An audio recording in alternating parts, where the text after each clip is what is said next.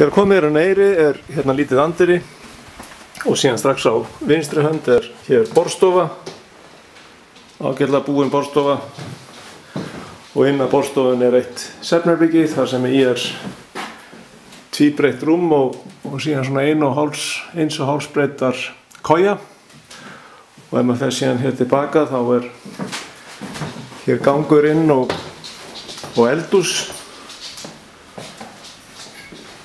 Eldhús með ágætt eldavél og ískáp og ágætlega búið af glösum og hnífapörum.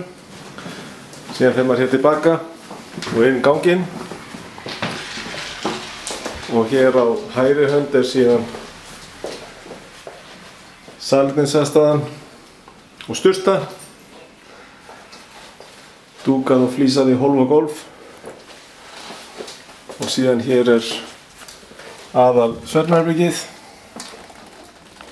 Það búið að breyta því töluvert. Hér tvíbreitt rúm og barnarúm. Og síðan þegar maður fer tilbaka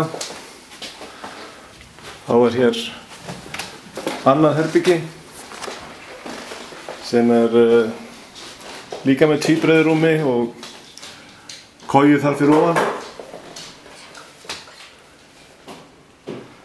Og síðan heldur maður áfram inn ganginn og þá kemur maður inn í stofu sem hefur tekið miklum breytingum.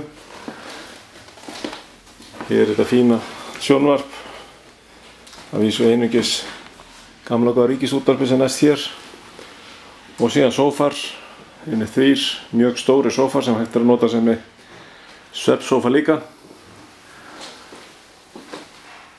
Og hér geta örugglega, ég veit ekki hvað, 15 manns setið í einu hið minnsta. Og svo hér fyrir innan svolítið vaskahorn með hreingerningastólum og tækjum. Og síðan getur maður farið hérna niður í kjallarann.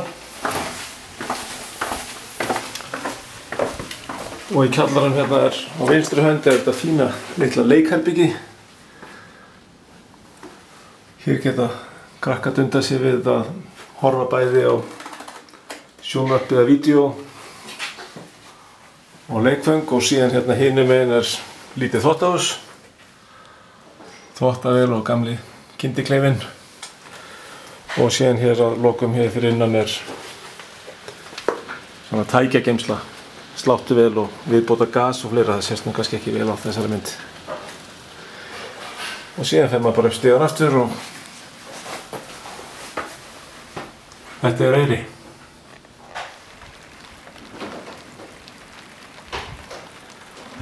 Svo hérna fyrir utan þessi fíni pallur og grill, bekkir og borð. Rigningarsudd í dag.